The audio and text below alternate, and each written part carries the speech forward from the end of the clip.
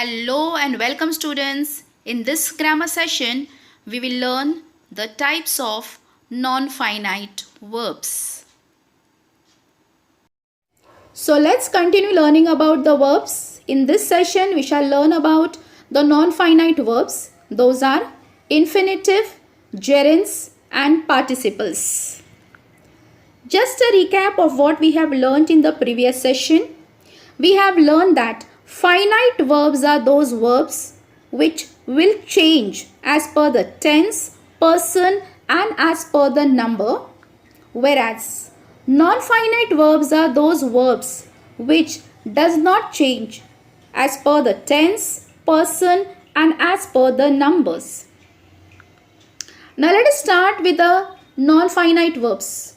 Non-finite verbs, as we have learned, they do not change as per the number, person and as per the tense. So now let us see which are the three types of non-finite verbs. Those are participles, infinitives and gerunds. Participles are of two types, present participles and the past participles. Present participles are verb plus ing form. And past participles are those verbs which ends with ed, en, t and n. Participles are of two types, adjectival and the verbal. About participles we are going to learn in detail into our next session, that is in a third part of our session where we are going to learn about the adjectival and the verbal participles. Second one is the infinitive. Infinitive, these are the verbs which are always preceded by the word to. Those are said to be the infinitives. Next we have the gerunds. Gerunds, verb plus ing. These are also called to be as the verbal nouns. Let us first learn about the easiest type of non-finite verb, and those are the infinitives.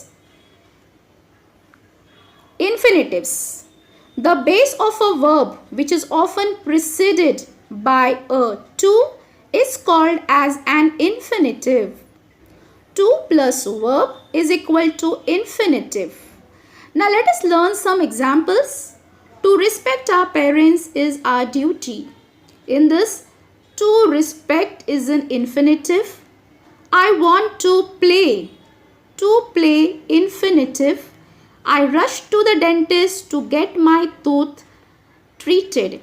To get. So this is the easiest.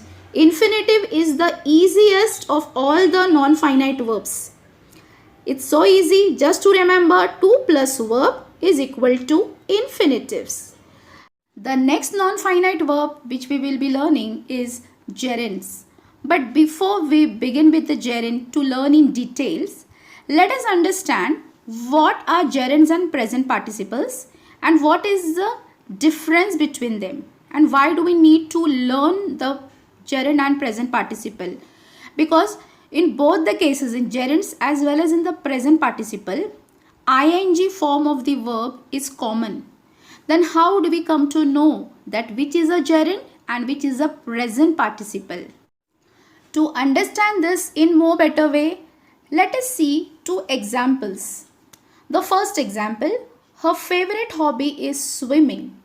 And the second example is, the flying kites appeared beautiful.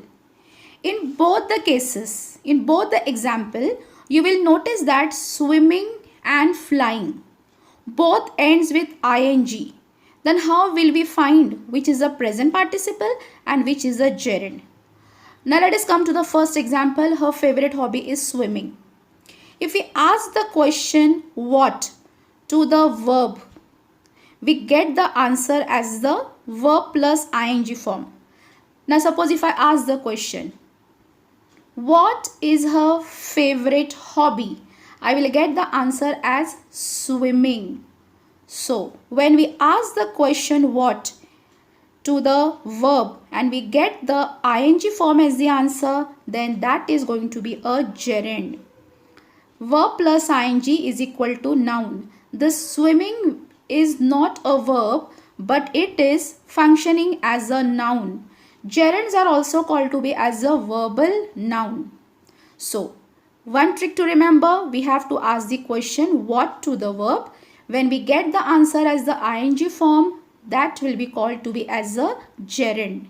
Now let us come to the second example. The flying kites appeared beautiful. Now how do we know whether it is a gerund or a present participle? Now I'll ask a question over here. If we ask the question which to the next noun. Now in this example, kites is a noun. Now we'll ask a question. Which kites? Answer I'm getting here, flying kites. So when I ask the question which kites, I got the answer as flying, that is the ing form. So these will be called to be as a present participle. Present participle where verb plus ing is functioning as an adjective. So when we ask the question which, we got the answer as the ing. So this will be called to be as a present participle. So very simple, when we ask the question what, when we get the ing form as the answer, it is called to be as a gerund. Gerunds are also called as the verbal noun. And here we have present participle. When we ask the question which, we get the ing form as the answer. So this is how we can identify the gerunds and the present participle. So now let's move to learn about gerunds. Gerunds. Gerund is the present participle form of a verb that acts as a noun. We can use gerund as the subject, the complement or the object of a sentence, and also after a preposition. It usually ends in ing. Verb plus ing is equal to noun. The three different ways in which gerunds can be used are: first one, it can act as subject in a sentence. Second one, it can act as an object in a sentence. And the third one, it can be used as a complement of to be verb. Let us now learn in detail how does the gerund act as the subject of a sentence, as the object of the verb, and also used as the complement of to be verb. So let's begin with as the subject of the sentence. The first example is walking is a good exercise. So let us ask a question. What is good exercise? We get the answer walking. So walking is a gerund. Here though it is in the ing form, it is not a verb but it is a verbal noun. And here walking is acting as a subject of the sentence. Same here, reading is my favorite pastime. What is your favorite pastime? Reading. So reading is a gerund. It is the ing form, it is a verbal noun and it is also acting as a subject of a sentence. So reading is the subject of a sentence, it is a gerund. Second one, as the object of the verb. Let's see an example of it. She enjoys going to dance class. In this sentence, she is the subject, enjoys is the verb and going is gerund. It is a verbal noun. Because when we ask the question enjoys what, we get the answer going. Going to dance class. Therefore, it is a gerund.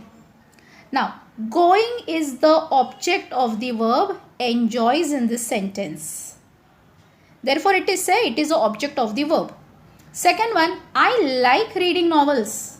In this sentence, I is the subject, like is the verb and reading is a gerund. It is a verbal noun. Like what? Reading novels.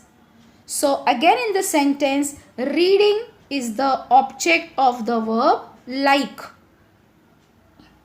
Now let us proceed to the last one, that is how is it used as a complement of the to be verb we are going to learn here now. Example, our main aim is coaching the students. In this sentence, our main aim is the subject, is, that is the to be form of the verb. It is a verb here. Coaching is a gerund. What is your main aim? Coaching the students. So coaching is here a gerund. It is a verbal noun. So coaching is the subject complement of the sentence, because complement is the verb which helps to complete the sentence. That's why coaching is going to be the complement of the sentence. Let us learn the second one. Knowledge is learning something new every day. Now in this sentence, knowledge is the subject. Is the verb. Learning is a gerund or a verbal noun. What is knowledge? Learning something new every day. So knowledge is the subject, is the verb, and learning is a gerund here, that is a verbal noun.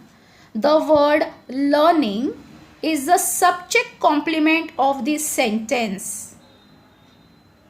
So these were the three ways in which the gerunds can be used as the subject of a sentence, as the object of the verb, and also it can be used as a complement of to be verb. So students, this is the end of the second part of our grammar session. In this session, we have learned about the non-finite verbs, that is infinitive and gerunds. In the next session, we will learn the participles. Thank you, students.